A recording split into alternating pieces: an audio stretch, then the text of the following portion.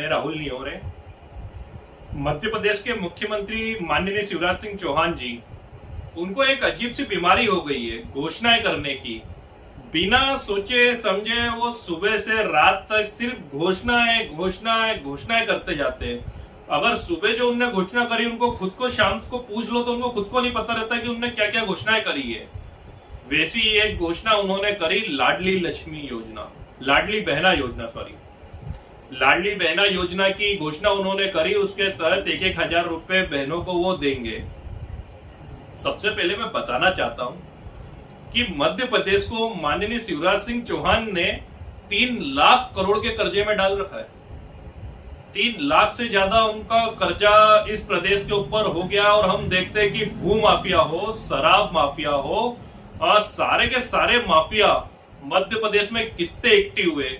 ये अब किसी से छुपी बात नहीं है, ये उजागर वाली बात है कि पूरे माफिया हमको मध्य प्रदेश को घेरे हुए दिखते हैं। शिवराज सिंह सर को पूरा घेरा हुआ एक माफिया चला रहा है। सिंडिकेट सभी के बने हुए, सारे सिंडिकेट इस प्रदेश को चला रहे हैं।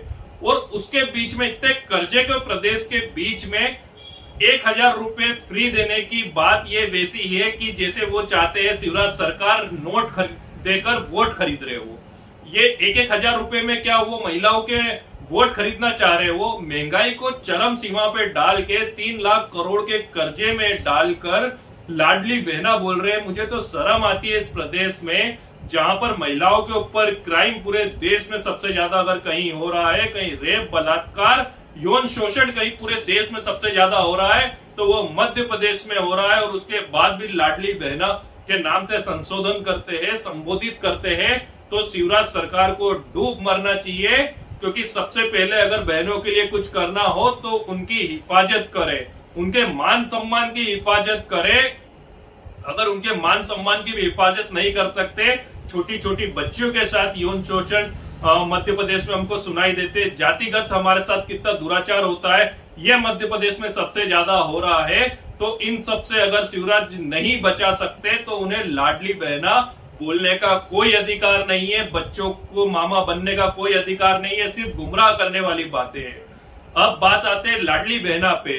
तो सबसे पहले मैं माननीय शिवराज सिंह चौहान से कहना चाहता हूं कि ये पॉलिसी आप लोगों की बनाता कौन है जिससे देश बर्बाद हो जाए? ये पॉलिसी जिसने भी बनाई है, मैं बताना चाह रहा हूं कि देश को बर्बाद करने वाली, डुबाने वाली पॉलिसी है। अगर लाडली बहना के बारे में इतना ही सोचना है शिवराज जी को तो कम से कम उद्योग स्थापित करे। वो आत्मनिर्भर बहना योजना चलाना चाहिए उनको, जिससे कि वो अपने उस पे कमा सके, आत्मसम्मान के साथ रोजगार कर सके। उनको महिलाओं को उन उद्योगों में आरक्षण देना चाहिए, लोन देना चाहिए। महिलाओं को इमोशनल करके लूटने के लिए प्रदेश को नहीं छोड़ना चाहिए। ये प्रदेश को बर्बाद करने वाली योजना, इसके आगामी दुष्परिणाम हमें बहुत घातक झेलना पड़ेंगे, इस प्रदेश को झेलना पड़ेंगे, लाडली बहनाओं को झेलना पड़ेंगे और इस देश की आने वाली पीढ़ियों को झेलना पड़ेंगे।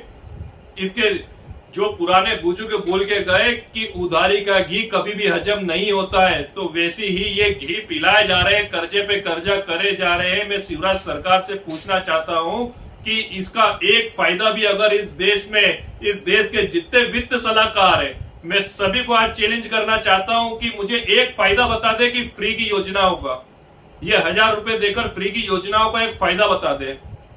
और किस प्रदेश में वो फ्री देने की बातें कर रहे हैं? अभी मैं बताना चाहता हूं कि जिन लाडली बहनाओं के अकाउंट में फ्री में वो डाला, बैंक वालों ने, उन बहनों के पास इतना पैसा नहीं रहता है कि मिनिमम बैलेंस रख सके। उसके चक्कर में वो पूरे के पूरे रुपए 1,000 रुपए बैंक वालों ने काट लिए।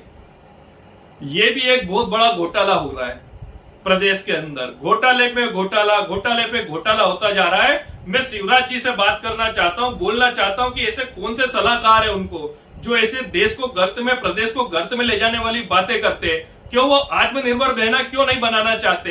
क्यों वो रोजगार पैदा क्यों नहीं करना चाहते? मैं इंदौर की बात करता हूं। इंदौर में अगर मैं रहता हूं, आसपास सारी मिलों की जमीनें हैं। क्यों इन जमीनों पे अच्छा रोजगार स्थापित कर दिया जाए, अच्छी फैक्ट्री, अच्छे कारखाने यहाँ डाल दिए जाए और इन बहनों को 50% का वहां पर आरक्षण दे दिया जाए।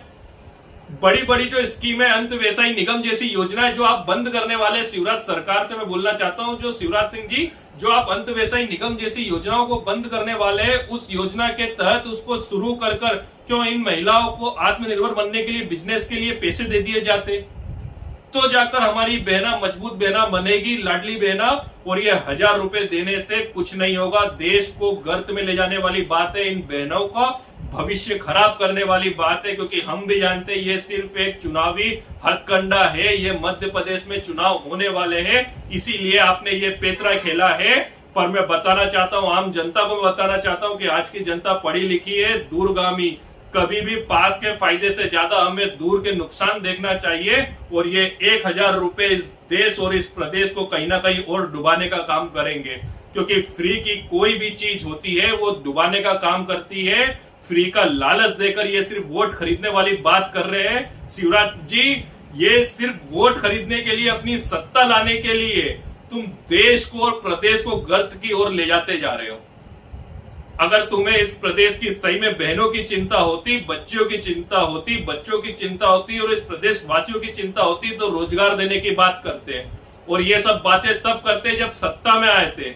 सत्ता में भी आए हो तो चुनी हुई सरकार को गिरा के पीछे के दरवाजे से आए हो। ये जब चुनाव होने वाले जाते जाते 2-4 महीने पहले ये चुनावी लॉलीपॉप है, ये आम जनता समझ चुकी है।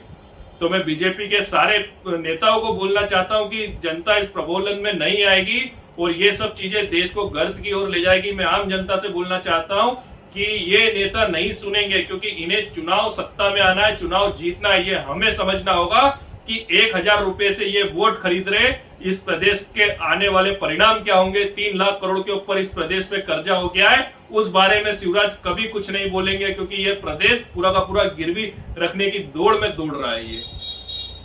और उधारी का घी कभी भी हजम नहीं होता है। तो इसी के साथ फैसला आप लोगों का है, हमें समझना होगा और समझदारी से इस बार सरकार को चुनना होगा। धन्यवाद।